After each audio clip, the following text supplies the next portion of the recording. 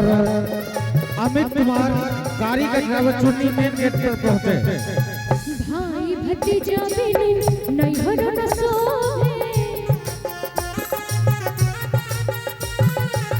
भाई भतीजा बिनु नैहर न सोहे, भाई भतीजा बिनु नैहर न सोहे। देवर बिनु अंगना न सोहे राजा, देवर बिनु अंगना न सोहे राजा।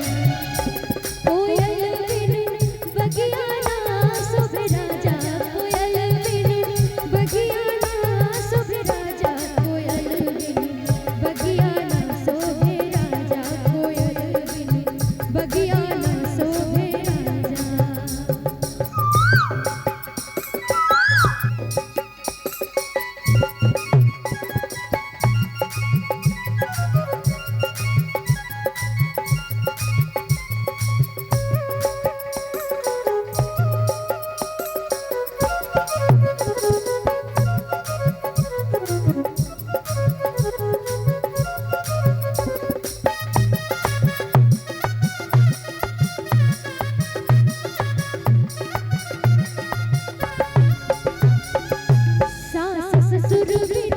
ससुर न सोहे,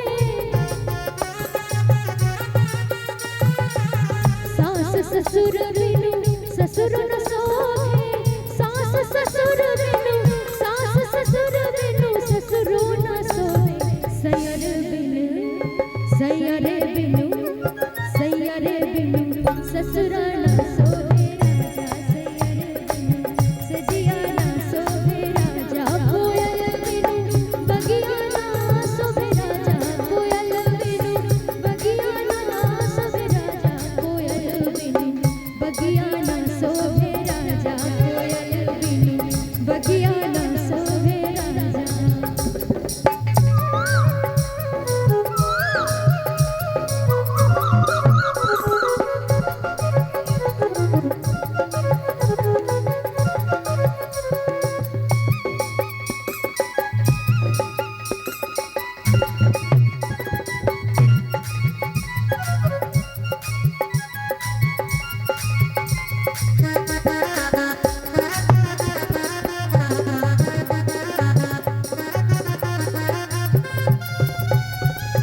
लाल सिंदूर बिनु मगियो न सोहे,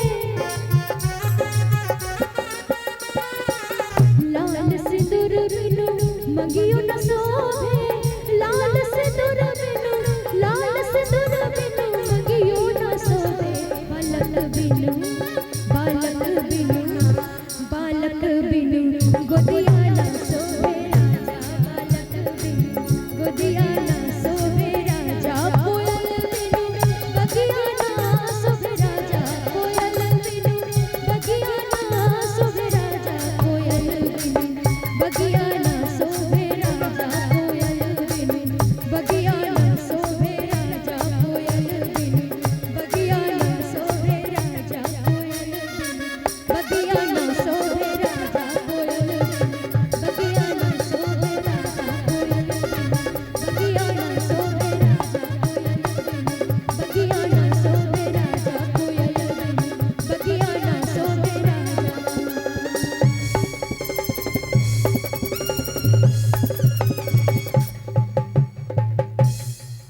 और